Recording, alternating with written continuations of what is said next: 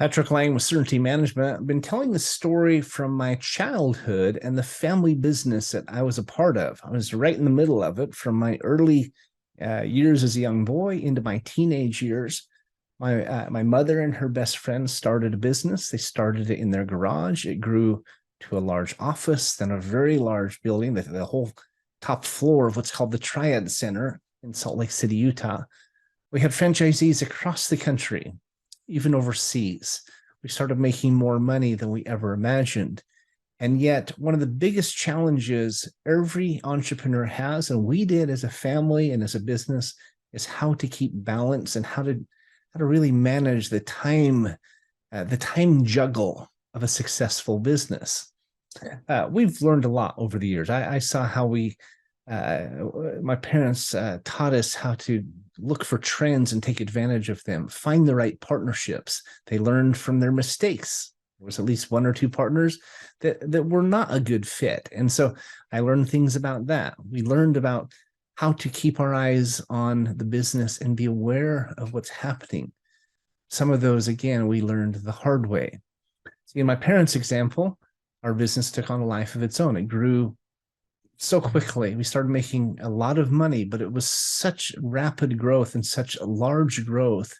It very much consumed us. And it wasn't until my dad got seriously ill that we realized just how much it was controlling us and running us rather than the other way around. My dad came down with a very rare form of meningitis. Most meningitis is bacterial. My dad's was fungal. Every person up to that point, but his case or his type of meningitis had either died or was a vegetable. It's a very rare form.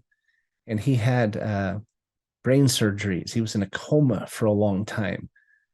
He was very ill. We almost lost him. And thanks to some miracles, some blessings, a lot of prayer, I think a number of skilled doctors and so forth, he was able to survive, and he's still with us to this day.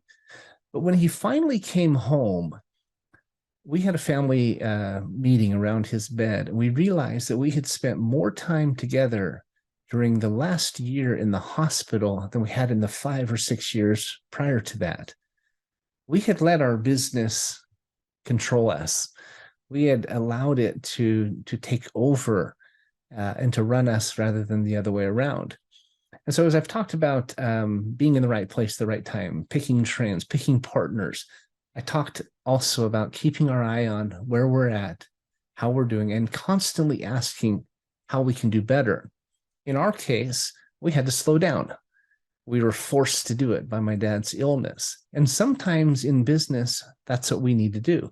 Hopefully not through an illness like cancer or meningitis or something like that, but hopefully by being smart enough to stop and take breaks, to get away from the fray, to think through what's working, what's not working, whether that's an executive retreat, getting away with your significant other, whatever the case might be. We had it imposed on us, and it was a blessing, actually, that it happened. But hopefully you will take the time to ask hard questions, to analyze and get a little bit further away so you're not too close to it. Ask those types of questions that ultimately will land you in a better place and will get you headed, hopefully, in the right direction. We learned our lesson. It took us a while, but we learned a lot from it. And now, today, in my business, I'm very good at keeping balance, about trying to keep my priorities straight, spend time with my family, my loved ones, in addition to running this national and international company. We have worked very hard to try to keep more equity in what we do. I encourage you to do the same without having to go through an illness, a coma, and several brain surgeries. That's not the way you want to do it. I wish you the very best. Thanks for listening. Come back tomorrow. I'll wrap up the week.